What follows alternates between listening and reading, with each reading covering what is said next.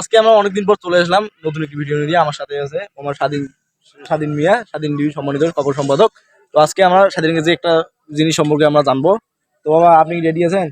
আমার আশানাবী ব্লগের পক্ষ থেকে কিছু আপনাকে প্রশ্ন জিজ্ঞেস করবো। যদি সঠিক অ্যান্সার দিতে পারেন আপনার জন্য আছে একটি পুরস্কার।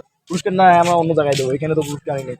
তো আচ্ছা, একটু কাছে এসো, নাহলে শোনা যাবে না আর কি। একটু কাছে এসো। তো প্রশ্নটা হচ্ছে যে আমি একটা জিনিস অনেকদিন থেকে লক্ষ্য করতেছি যে তোমাদের স্কুলে একসাথে পড়ালেখা করছো, হয়তো মেয়েটার নাম না বলি, দেখি তুমি চেনো কিনা, তার আচরণে ব্যবহারে কিছু মিল পাওয়া যায় কিনা।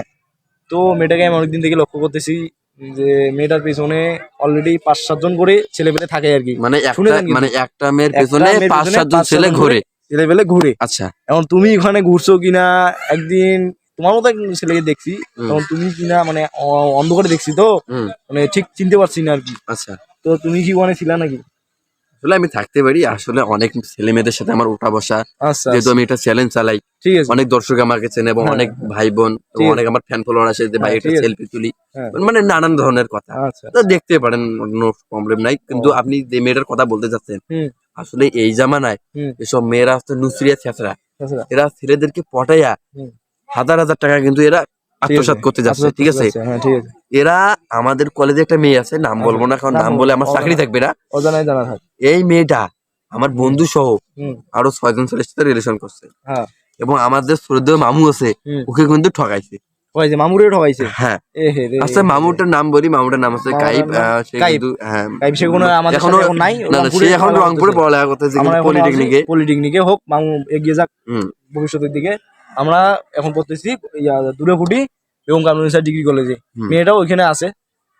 তো আরেকটা জিনিস জানা, এই যে ছেলে 5-6 জন আমি দেখেছি ওখানে, আপনিও ছিলেন কিন্তু। আমি আসলাম, আচ্ছা থাকতে পারি, সমস্যা নাই।